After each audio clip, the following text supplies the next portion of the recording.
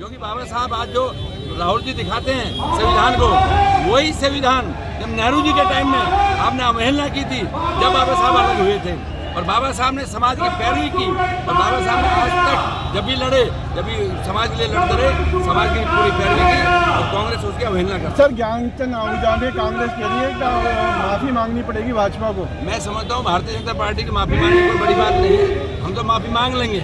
मैं आज भी आपको बात कर रहा हूँ, उन्होंने ये बात कही है कि कांग्रेस आज कहाँ से इतनी वो बन गई।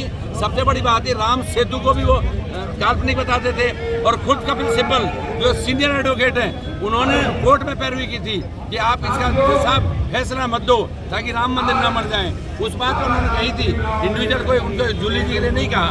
उन्होंने सिर्फ इस बात की कही कि कांग्रेस में आज राम के प्रति कहाँ से भावना आ गई। जिस प्रकार से गंगा जल उन्होंने छिड़का मंदिर में, कहीं ना कहीं दलित समाज की अपमान तो है। दलित समाज का नहीं है, मैं आपको फिर मैंने बताया था, उन्होंने ये बात रखी है, टीवी में भी आ रहा है कि कांग्रेस आज कैसे ये कर सकती है कि भगवान राम के मंदिर में आके रात पैरवी कर रहे हो। उन लोगों ने तो खुद बाबा राम उसे उन्होंने कहा हाँ नहीं, वो निलंबित कर दिया, लेकिन उन्होंने भी ये बात रखी है। मैं समझता हूँ हरीश जी मीणा ने आपको गाड़ी से उतारा, गले लगाया, मुलाकात की, बातचीत की। मैं समझता हूँ कार्यक्रम एक है, बाबा साहब सबके हैं, चाहे कांग्रेस हो बीजेपी हो। अभी कुदरती हमारा कार्यक्रम था, वो भी आगे, अच्छी बात है, कोई हल नहीं है। उन्होंने मुझे गाड़ी से नीचे उतारा, मैं भी उतर गया, और जय बाबा भीम के नारे लगाए। हमारे